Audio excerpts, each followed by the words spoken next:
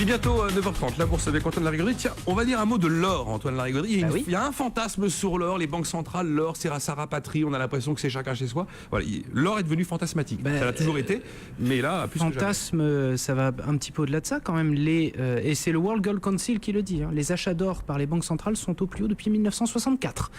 Mais bon, il faut bien dire qu'on est au milieu d'une guerre d'échange. Exactement la question d'un auditeur à l'instant qui s'appelle Bertrand. Là, il me dit voilà. Ah, ça va au-delà du fantasme, mais il faut bien se rendre compte qu'on est dans un contexte de guerre d'échange, qu'il y a des pays qui sont obligés de dévaluer à mort leur monnaie, et notamment en Amérique du Sud, c'est le cas du Venezuela dernièrement, qui a dévalué sa monnaie de 23%. De 23% d'un coup. Alors qu'en plus, le président est en train qui est à Cuba dans une situation délicate. Et ils sont obligés de dévaluer, bien sûr, parce qu'ils sont au milieu d'échanges commerciaux très compliqués, et ils sont obligés d'acheter de l'or.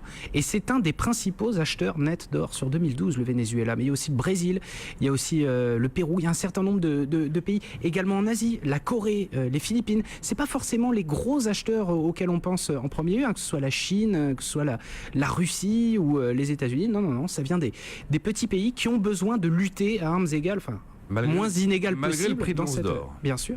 Ben oui, parce que ça vaudra toujours quelque chose, que ce soit au plus haut ou au plus bas.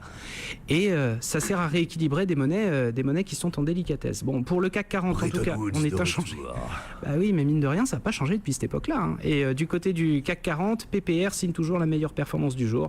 Plus 5,8%, 169,15 €. Il y avait encore de la marge de progression pour PPR, malgré une valeur qui se paie 16 fois ses bénéfices estimés 2013. Encore de la marge de progression parce que les résultats sont de qualité, les perspectives porteuses, puis le dividende en hausse. Donc le CAC, moins 0,04%, l'euro, 1,3334 et l'once d'or fin dont on parlait, 1646 $. L'essentiel de l'information, Laurent Mimouni. Une pluie de météorites